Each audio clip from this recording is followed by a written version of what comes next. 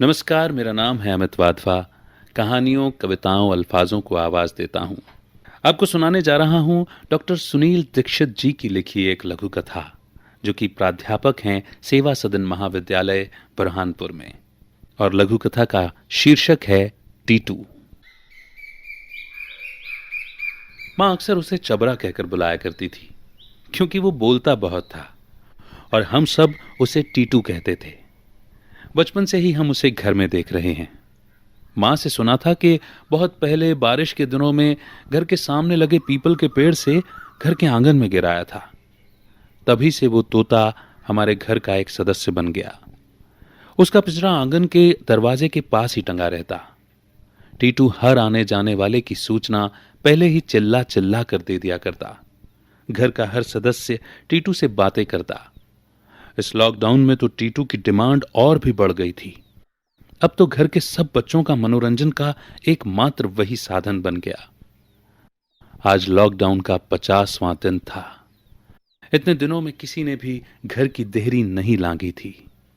इतने दिनों तक घर में लगातार रहने से सब असहज अनुभव करने लगे। सभी का दम घुट रहा था। सभी बाहर निकलने के लिए छटपटाने लगे। तभी सबका ध्यान टीटू पर गया, जो इतने सालों से पिंजरे के अंदर कैद था। अब टीटू के दर्द का सभी को एहसास हो रहा था।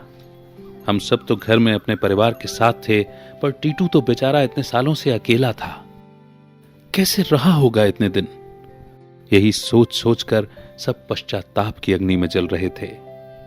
अंततः घर के सभी बड़े सदस्यों ने निर्णय लिया कि जो हुआ सो हुआ, लेकिन अब हमें टीटू को स्वतंत्र कर देना चाहिए।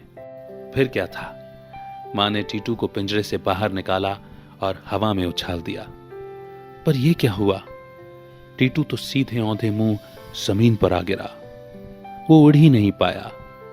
शायद इतने दिनों तक कैद में रहकर वो उड़ना ही भूल चुका था। तब मां ने कहा, कोई बात नहीं, हम टीटू को उड़ना सिखाएंगे।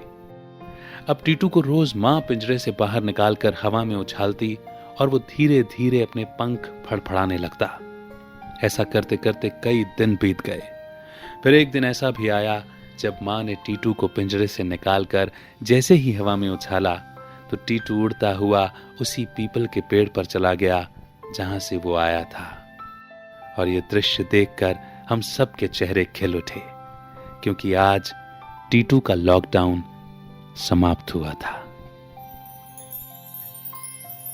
बेहद खूबसूरत लघु कथा, और मैं उम्मीद करता हूं कि आपको जरूर जरूर जरूर पसंद आई होगी।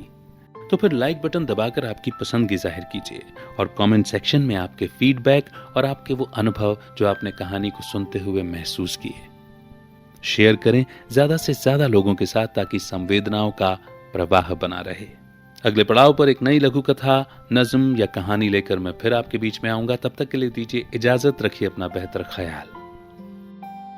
मेरा नाम है अमित वाधवा। कहानियों, कविताओं, अल्फाजों को आवाज देता हूं। नमस्कार। सफर है, ये सफर है कहानियों का, ये सफर है।